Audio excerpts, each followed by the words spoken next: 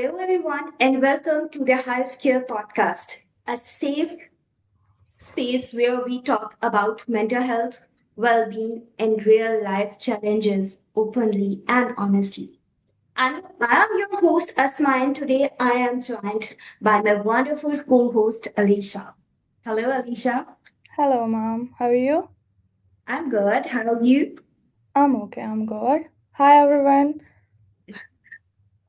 Okay, today today's topic is something many people experience but often don't talk about enough.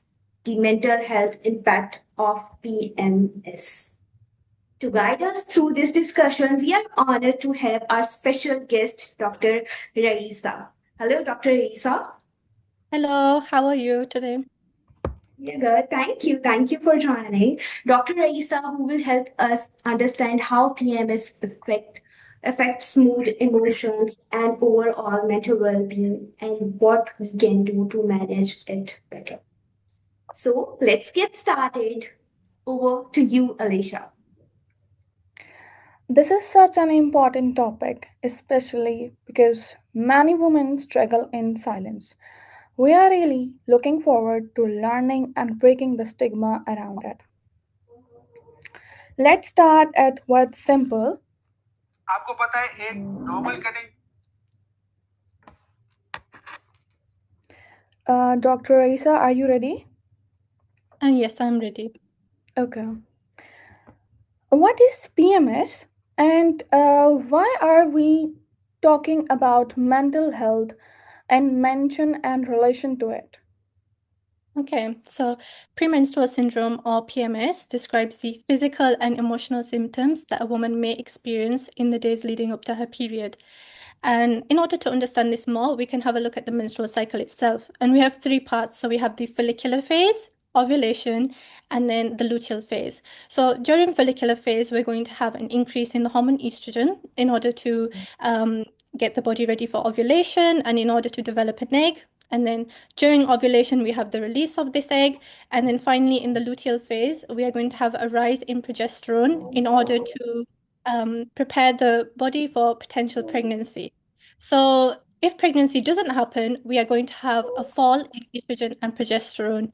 And it's this shift, and in particular the response and how the body responds to this that can create PMS symptoms. So why is important? Because often when PMS is discussed, only the physical symptoms like bloating or cramps are covered. However, the emotional symptoms can be just as, if not more, debilitating. Why? Because it can affect a person's relationships, their work, and how they see themselves every single month. Okay. Thank you so much, Dr. Raisa. The next question is, what kind of mental health symptoms are most common, usually PMS, during the PMS? So, common symptoms are going to include irritability, sudden sadness, anxiety, and low energy. Some women may describe it as feeling like a different version of themselves for a few days. However, for others, it can be more intense. For example, intrusive thoughts and a deep emotional sensitivity. Okay, okay. Thank you so much. Why does PMS affect mental health so strongly?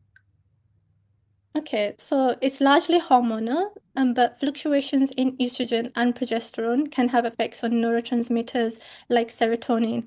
And these hormones, like serotonin, play a key role in regulating mood. So, not just in your head, there is a biological basis to this. At the same time, things like stress, pre-existing mental health conditions, and a lifestyle can amplify this impact. Okay, I'm really grateful. Thank you. Um, is there a point where PMS becomes sometimes very serious? Yes. So Oh, we have a condition called premenstrual dysphoric disorder or PMDD. And this is a more severe form of PMS, and the symptoms can be very debilitating. Um, so women may experience severe depression, anxiety, and anger that can impair their normal daily functioning. And it's very important because it often goes misdiagnosed. okay, thank you. How can someone tell if what they are experiencing as linked to their cycle? Okay. So one of the best tools I think is tracking. So there are various apps where you can log your menstrual cycle dates and the different symptoms you're experiencing, or even just a simple diary works. However, so if these symptoms are showing up consistently in the week before your period and they are resolving not long after, this is a good indicator. Awareness is powerful because once a woman can see these patterns in her cycle, it can become easier for her to accept and to stop blaming herself, essentially. Okay, thank you. Thank you so much. The next question is, how does PMS affect self perceptions? Okay, so it can really distort how a person sees themselves. Things that normally wouldn't bother them can feel really overwhelming, like they're failing, like they're not enough, or just like they are emotionally unstable.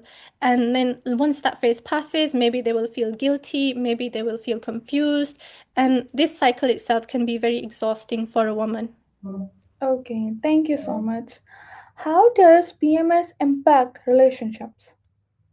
Okay, so it can create misunderstandings because during this phase, a woman might feel more reactive, sensitive, or withdrawn, and people around them might not necessarily understand why. So, communication helps a lot. Maybe just letting people know that, okay, I'm going to be a little bit sensitive this week, and creating more space for yourself, and even lowering the expectations that you may have of yourself instead of just pushing through. hmm Thank you so much. The next question is, what are some special or particular ways to manage the mental side of the PMS? Okay, so we have a few key things. Tracking your menstrual cycle, prioritizing sleep and nutrition, reducing stress where possible, trying not to overload your schedule during that phase, and seeking professional support where needed. So, if something feels off, it's always a good idea to speak to a doctor. And in particular, with more severe cases of PMS, I know that antidepressants are prescribed and you would need to consult a doctor for that. The goal here isn't to eliminate the symptoms completely, but to find ways to manage them more effectively. Okay, thank you so much. What are the mistakes people usually do when they are dealing with the PMS? In my opinion, it could be trying to treat themselves like they're the same and they feel the same every day of the month. Energy and emotional capacity does fluctuate, and it's important to work with that as opposed to against it. Okay, thank you. The last question I would ask to you is, if listeners take one thing away from this conversation, what should I do? It would be. Okay. Hmm. So if someone is experiencing these symptoms, what they're feeling is valid and it's not a personal failure.